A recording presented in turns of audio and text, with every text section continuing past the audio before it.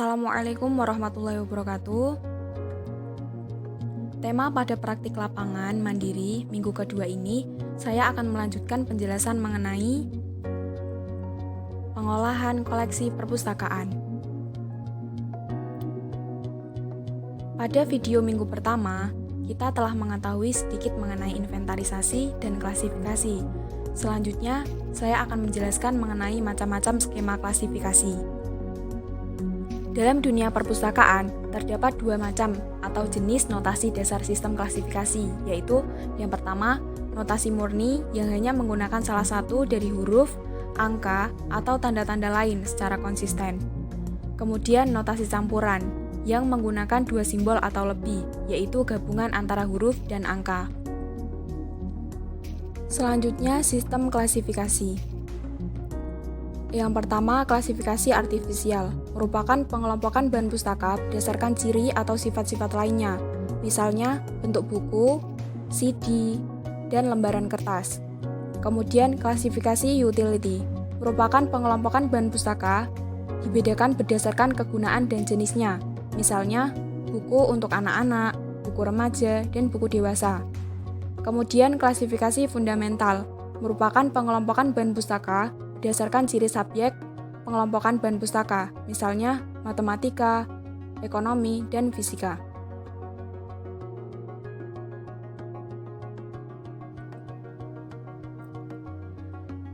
Selanjutnya, pengolahan koleksi yang ketiga, yakni katalogisasi. Katalogisasi atau cataloging merupakan kegiatan atau proses pembuatan wakil ringkas dari bahan pustaka atau dokumen seperti buku, majalah, CD-ROM, mikrofilm, dan lain-lain. Istilah ini kadang-kadang juga meliputi klasifikasi bahan pustaka dan secara umum penyiapan bahan pustaka untuk digunakan pemustaka. Kadang-kadang disebut juga dengan istilah pengindeksan atau indexing. Fungsi dan tujuan katalogisasi. Fungsi yang pertama yakni sebagai daftar inventaris bahan pustaka dari suatu atau kelompok perpustakaan. Kemudian sebagai sarana temu balik bahan pustaka. Selanjutnya yakni tujuan yang pertama, memberikan kemudahan kepada seorang untuk menemukan bahan pustaka yang telah diketahui judul atau pengarang atau subjeknya secara cepat, tepat, dan akurat. Kemudian menunjukkan bahan pustaka yang dimiliki perpustakaan oleh pengarang tertentu berdasarkan subjek-subjek yang berhubungan dan jenis atau bentuk literatur tertentu. Kemudian membantu dalam pemilihan bahan pustaka berdasarkan edisi dan karakternya, seperti sastra atau berdasarkan topik. Selanjutnya yakni bentuk katalog. Yang pertama, katalog buku, katalog berkas, katalog kartu, dan katalog komputer atau OPAK. Yang pertama yakni katalog buku atau book katalog.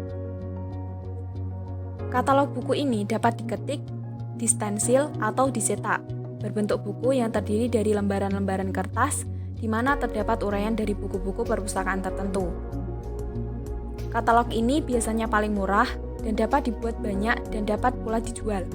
Hanya kesukarannya dalam penambahan, pengurangan, dan perbaikan. Setiap kali katalog ini harus diperbarui supaya sesuai dengan keadaan. Keuntungannya dapat dibuat sesuai kebutuhan dan dapat diletakkan di berbagai tempat. Kemudian kerugiannya yaitu apabila ada buku baru tidak dapat dimasukkan pada data-data yang telah tercetak sebelumnya. Berikut merupakan gambar dari katalog buku. Selanjutnya yakni katalog berkas atau sheet katalog. Katalog berkas berupa lembaran lepas dari kertas atau ukuran 7,5 x 12,5 cm atau 10 x 15 cm. Berisi data-data katalog dan biasanya diikat atau dijepit menjadi satu dan pada bagian depan serta belakang dilindungi karton tebal. Bentuk ini praktis untuk perpustakaan sistem tertutup karena yang mencari buku tidak berjejal di lemari katalog. Katalog berkas bisa diperbanyak dalam beberapa buku. Keuntungan dari katalog berkas yakni praktis dan pengguna tidak berdesakan. Kerugiannya, penyisipan data katalog baru harus membuka pengikat atau penjepit. Kemudian katalog kartu. atau card katalog. Kartu katalog terbuat dari karton manila, ukuran internasional 7,5 x 12,5 cm. Dibagi tengah sebelah bawah diberi lubang. Gunanya untuk pengikat supaya tidak mudah lepas dari susunannya. Dalam penyimpanannya, kartu-kartu ini disusun di dalam laci dengan ukuran yang sesuai, di mana bagian luar dari laci diberi label atau tanda isi dari laci tersebut. Selanjutnya, laci ini disimpan di dalam almari katalog. Di antara susunan kartu-kartu katalog tersebut, diberi kartu penunjuk atau guide card sebagai penolong untuk mempermudah mencari kartu yang dimaksud. Berikut merupakan gambar kartu katalog yang berada di dalam laci katalog. Selanjutnya yakni OPAK, Online Public Catalog. Di dalam OPAK, koleksi perpustakaan terekam dan tersimpan dalam sebuah database. Database dapat diakses baik lokal, regional, maupun internasional. Bentuk katalog ini yang paling fleksibel dan paling modern. Penambahan, penyusutan, atau perubahan terhadap entry bahan pustaka dapat dilakukan setiap saat dan sangat cepat, dan hasilnya segera diketahui.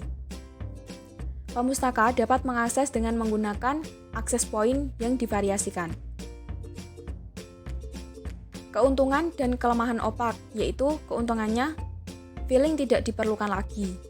Kemudian database dapat diupdate secara online atau remote. Tersedianya menu help dan cross-reference. Dapat diproduksi dalam bentuk katalog lain. Dapat dihubungkan dengan database lain, misalnya CD-ROM atau compact disk read-only memory. Perubahan secara global dapat dilakukan. Selanjutnya yakni kelemahan. Yang pertama, lebih sensitif terhadap spelling, karena setiap kesalahan eja akan muncul yang tidak diinginkan, atau pengguna akan menjadi bingung dengan munculnya terlalu banyak bibliografi. Kemudian perlu adanya training bagi pemustaka, dan tidak akan berfungsi jika listrik padam.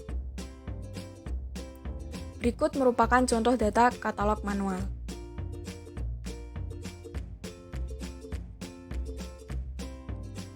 Selanjutnya, pengolahan koleksi yang keempat, yakni kelengkapan fisik.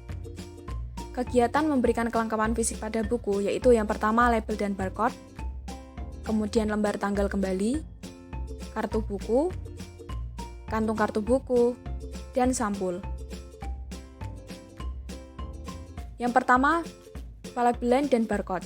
Nah, di dalam pelabelan dan barcode ini harus berisi yang pertama nomor klasifikasi, kemudian nama pengarang diambil 3 huruf pertama dengan huruf kapital. Selanjutnya 1 huruf awal dari judul buku dengan huruf kecil. Dan jumlah eksemplar. Sebetulnya tidak ada aturan baku tentang ukuran label buku perpustakaan, selama tidak menutupi bagian atau permukaan buku. Namun ukuran yang umum digunakan adalah 3 cm x 4 cm. Berikut merupakan gambar dari ukuran label buku perpustakaan.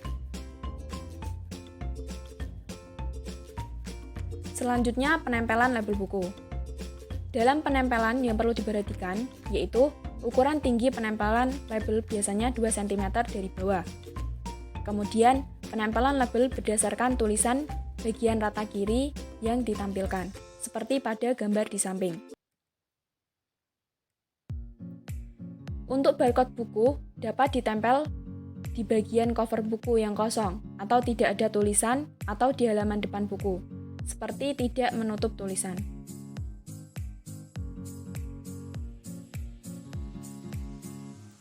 Selanjutnya, lembar tanggal kembali. Lembar tanggal kembali adalah kartu yang terletak pada bagian belakang buku yang biasanya berisi tanggal kembali, nama peminjam, dan tanda tangan.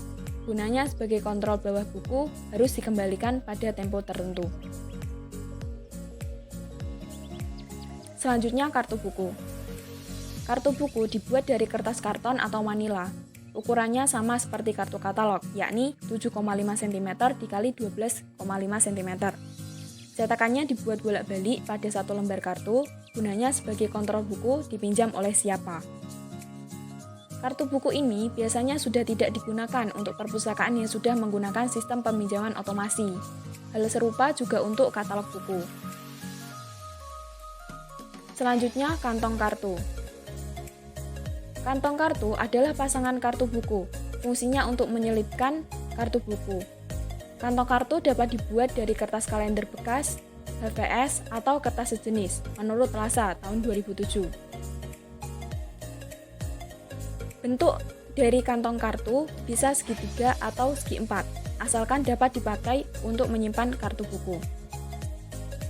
Selanjutnya, penyampulan.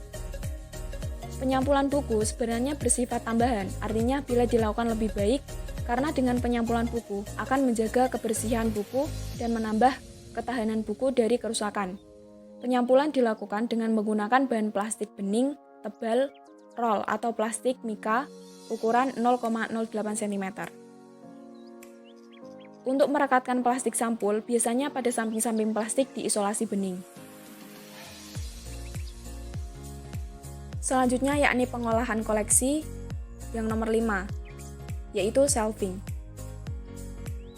Shelving adalah pemajangan atau penjajaran koleksi di rak secara teratur dan beraturan untuk siap digunakan pemustaka. Koleksi yang dipajang di rak-rak menandakan sudah dapat digunakan oleh anggota, baik untuk dibaca dalam ruang perpustakaan maupun dipinjam, dibawa pulang. Pemajangan atau penempatan koleksi di rak sama seperti penataan kartu-kartu katalog, yakni teratur dan berurutan. Urutan buku, yang pertama, urutan berdasarkan klasifikasi. Yang kedua, urutan berdasarkan abjad pengarang. Kemudian yang ketiga, urutan berdasarkan abjad judul. Hal-hal yang diperhatikan dalam shelving. Yang pertama, buku disusun berjajar, tidak ditumpuk.